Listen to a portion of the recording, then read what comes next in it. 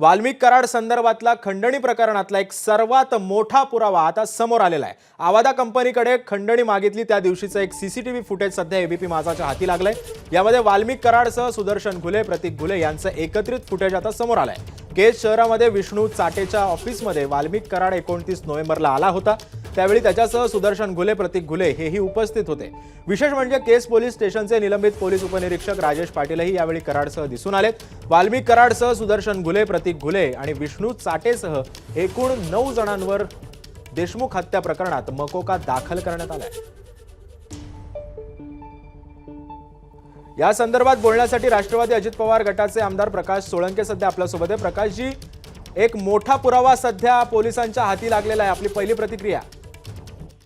नाही, निश्चितच हा अतिशय मोठा पुरावा आहे आणि या खंडणीच्या प्रकरणात आणि खुनाच्या प्रकरणात कोण आरोपी आहे, त्यांचे पोलिसाचे असलेले संबंध, हे सगळं काही उघड करणारा हे सीसीटीव्ही फुटेज आहे। आणि मला खात्री आहे की अजूनही पोलीस तपासामध्ये अशा अनेक पुरावे पोलिसांना सापडतील आणि निश्चितपणानं आरोपींना शिक्षा मिळण्यामध्ये अशा सीसीटीव्ही फुटेजचा चांगला उपयोग होणार। पण प्रकाशजी, यामध्ये केस पोलीस स्टेशनचे निलंबित पोलीस उपनिरीक्षक राजेश पाटील सुद्धा दिसून येत आहेत। हो, दिसून येत आहेत आणि तेच आम्ही म्हणजे पोलीस प्रशासनावर जी काही वाल्मिक कराड यांची पकड होती ती त्याच्यातून दाखवत आहेत। आणि हे फक्त केजचं पोलीस स्टेशनचं प्रकार नाही, तर संपूर्ण जिल्ह्यातल्या पोलीस स्टेशनवर त्यांची पकड होती। पण प्रकाशजी, आता या सीसीटीव्ही फुटेजमुळे आता सध्या या प्रकरणाचा तपास अधिक सुकर होणार आहे? नक्कीच होणार आहे। आणि म्हणजे मला याच्या बाबतीत आनंद आहे की पोलीस अतिशय वेगाने आणि निपक्षपातीपणे या प्रकरणात तपास करतायत आणि निश्चितपणानं सर्व जे आरोपी त्याच्यामध्ये सापडतील त्यांना शिक्षा देण्याच्या बाबतीत हा तपास कारणीभूत ठरेल। प्रकाशजी, आता तुम्ही स्वतः या सगळ्या प्रकरणाचा कशा पद्धतीने पाठपुरावा करणार आहात?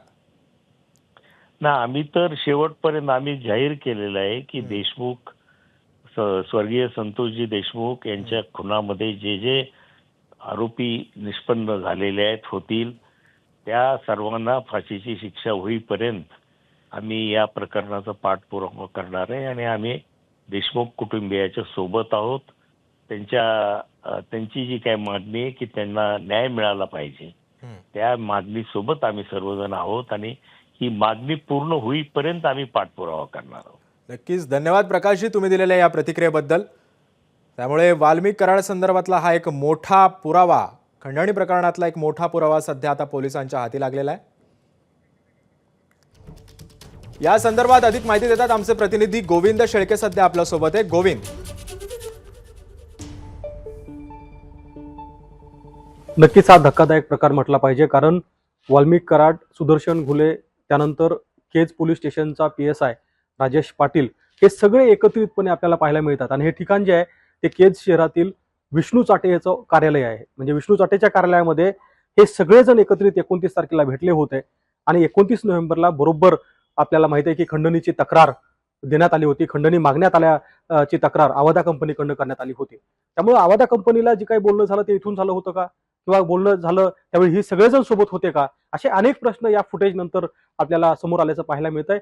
हे जे कार्यालय आहे ते विष्णू चाटेचं कार्यालय आहे। विष्णू चाटेचं कार्यालय हे केज शहरातील छत्रपती शिवाजी महाराज चौकापासून जवळ असलेल्या या भागामध्ये आहे। आणि विष्णू चाटेच्या कार्यालयामध्ये जाताना आणि येताना दोन्ही वेळचं हे फुटेज आहे।